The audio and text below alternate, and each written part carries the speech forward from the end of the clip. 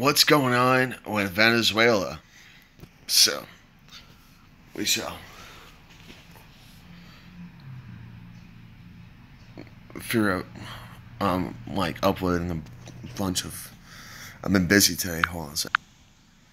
So, from Bloomberg News, so March 12th, so that was actually like 2 days ago. But, so the utilities are out of commission and such. Filthy river water. So that's a little bit. Let's see. Oil. Venezuela's water turns black as local complain it's contaminated with oil. I mean, that's pretty crazy. But hey, they can start selling it, right? So, what's actually going on with Venezuela right now? What's happened is we're sieging them out. U.S. military, Venezuela. So, why U.S. military intervention in Venezuela is now less likely? Well, it's because people are going to be fleeing the country. We don't have to enter it because if we entered it, China and Russia would be really pissed off. Personnel will be U.S. personnel will be withdrawing from the embassy in Caracas this week. This situation reflects the deteriorating situation in Venezuela. So this is today. And the last cause has prompted some speculation that military action is now more likely, but in this case, it's evidence of the opposite. Granted, the situation is tense.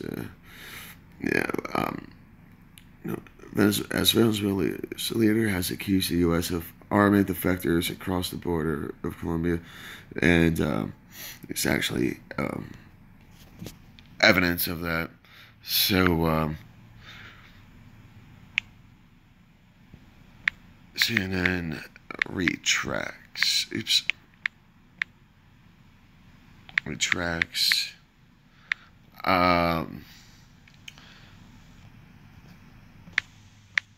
Venezuela reporter. Reporter. In Venezuela, here's why people are in the streets. Venezuela president retracts threat. I have to retract the article. This is, I don't want to see that one.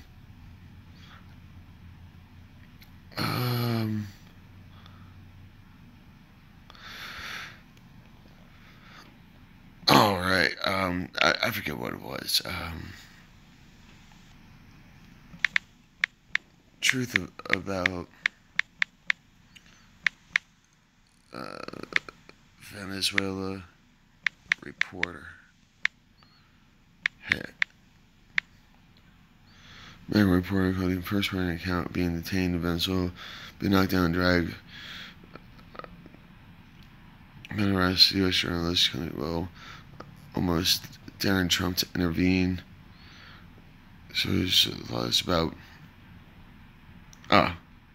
That's what it is. Expose on the lies about burning aid trucks in Venezuela shows how the U.S. government and media spread pro-war propaganda. That's what I was looking for. Every major U.S. war in the last several decades has begun some way. The same way the U.S. government fabricates an inflammatory, emotional, provocative lie, which large U.S. media outlets uncritically treat as truth while refusing to air questioning or dissent, thus inflaming the primal anger against the country the U.S. wants to attack. That's how we got in the Vietnam War, the Gulf of Tonkin. North Vietnam attacks U.S. ships in the Gulf of Tonkin, but that turned out to be a lie. The Gulf War, Saddam wrote babies from incubators. That was a lie. And, of course, the Iraq War, Saddam had weapons of mass destruction and formed an alliance. Get out of here. With Al-Qaeda. Al-Qaeda.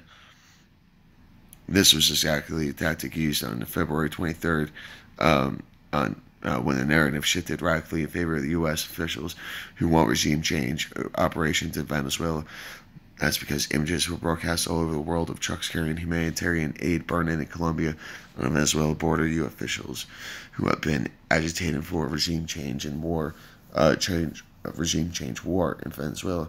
Rubio, John Bolton, Mike Pompeo, the head of USA, Mark Green, used Twitter to spread classic fake news. They vehemently stated that the trucks were set on fire on purpose. So, the trucks burned, but Maduro carried 20 tons of food. So there's the citations, as it always does, as it always has done, from its inception when Wolf was embedded with U.S. troops. CNN led the way, just not reporting these government lies, but independently purporting to vouch for their truth. On February 24th, CNN told the world what we all know is an absolute lie. The CNN team saw incendiary devices from police on the Venezuela side of the border ignite trucks, though journalists added that the network's journalists are unsure if the trucks were burned on purpose. Other media outlets endorsed the lie, while at least avoiding what CNN did, personally vouching for humanitarian aid destined for Venezuela. It was set on fire, seemingly by troops loyal to Mr. Maduro. See, they don't even call him President Maduro. Even though freaking their country voted, right? So, yeah, but we're just worried about Russian bots.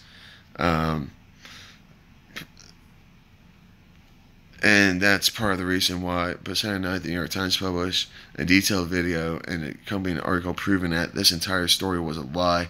The humanitarian trucks were not set on fire by Maduro's forces. They were set on fire by anti-Maduro protesters who threw a Molotov cocktail that hit one of the trucks. And the New York Times video traces how the lie spread from U.S. officials who baselessly announced that Maduro burned them to media outlets that mindlessly repeated the lie.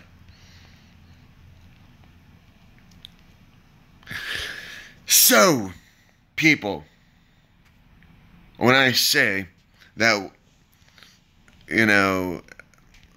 there's special forces in Venezuela right now that are harassing the enemy, special forces, German World War II.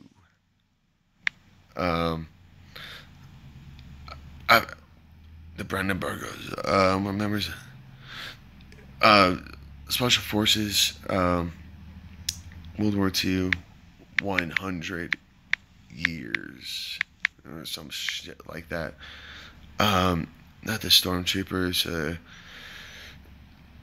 It was something of the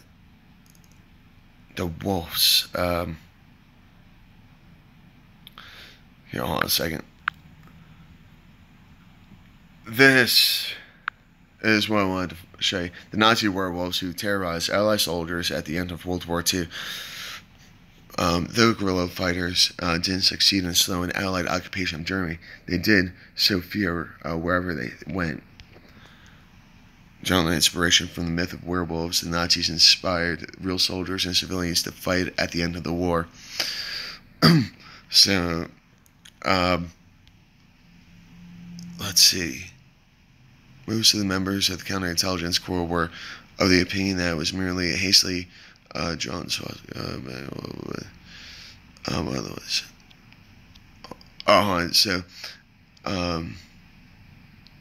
Tripper line set to by a horizontal line with a hook at the end. So, 12 months, Hitler and his senior officials looked at any last resort to keep their ideology alive. Out of desperation, they turned to the supernatural inspiration, creating two separate lupine movements. One, an official group of paramilitary soldiers, excuse me. The other, an ad hoc ensemble of partisan fighters. Though neither achieved any monumental goals, both proved the effectiveness of propaganda in sowing terror and demoralizing occupying soldiers. You know, so the implementation of Operation Werewolf in October 1944 planned for Nazi SS lieutenants Adolf Bertzmann and Otto Skorzeny to infiltrate Allied camps and sabotage supply lines with paramilitary troop. Had already proved that the value of such specialized strike in 1943 when successfully led a small group of commandos to rescue Mussolini from a prison in Italy.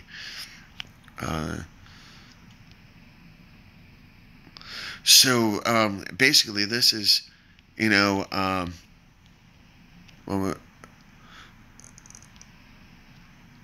like this was pretty much the inspiration for special forces and everything of that nature.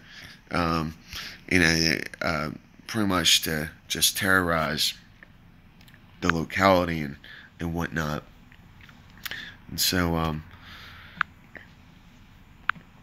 I just want to let you know that from a military point of view.